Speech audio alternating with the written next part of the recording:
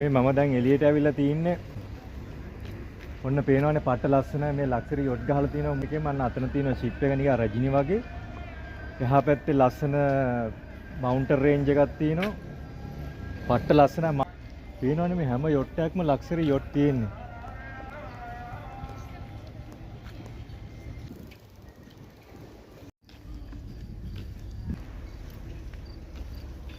මම දැන් ප්‍රධාන සිටි එකට ඇවිල්ලා ඉන්නේ. මේ තියෙන ප්‍රධාන සිටි එකට යන පාර තියෙන්නේ මෙතන.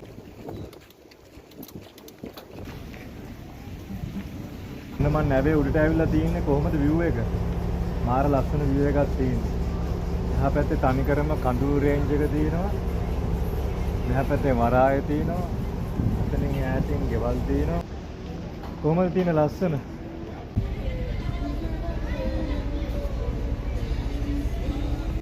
මාරම ලස්සනක් තියෙන ලස්සන කඳුපන්ති තියෙනවා. කඳුපන්තින් ඉස්සරහින් ලස්සන ගෙවල් තියෙනවා.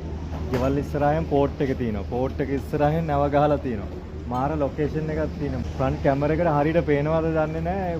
ඇස් දෙකෙන් දකින්නකොට නම් මේක මාර ලස්සන view එකක් තියෙනවා. මේ වගේ view එකක් අවුරුදු 6-7කටවත් දැකලා නැහැ. මෙච්චර රටවල් 60-70 වල ගිහිලා තියෙනවා. කවදාකවත් මේ වගේ view එකක් නම් දැක්කේ නැහැ. මේක තමයි දැක්කේ ලස්සනම view එක. මේ පල්ලෑන් ගහ යොට් පේලියක් තියෙනවා. ලෝකේ ඉන්නේ හුඟක් ට්‍රැවල් කරන මිනිස්සු මේ වගේ අයිලන්ඩ් වලට එනවා. මොකද මේ අයිලන්ඩ් හරි නිදහස්. මේ දැක්කම කිසිම සත්‍යයක් බද්දයක් නැහැ. මිනිස්සුත් හරි කාම්. මාර නිදහසක් දැනෙන මාර සහලුවක් දැනෙන ඒ හින්දා ලෝකේ සල්ලි තියෙන මිනිස්සු මේ වගේ යොට් වලින් මේ වගේ අයිලන්ඩ් වලට ඇවිල්ලා කාලයක් රැඳිලා ඉඳලා යනවා ඉතින්.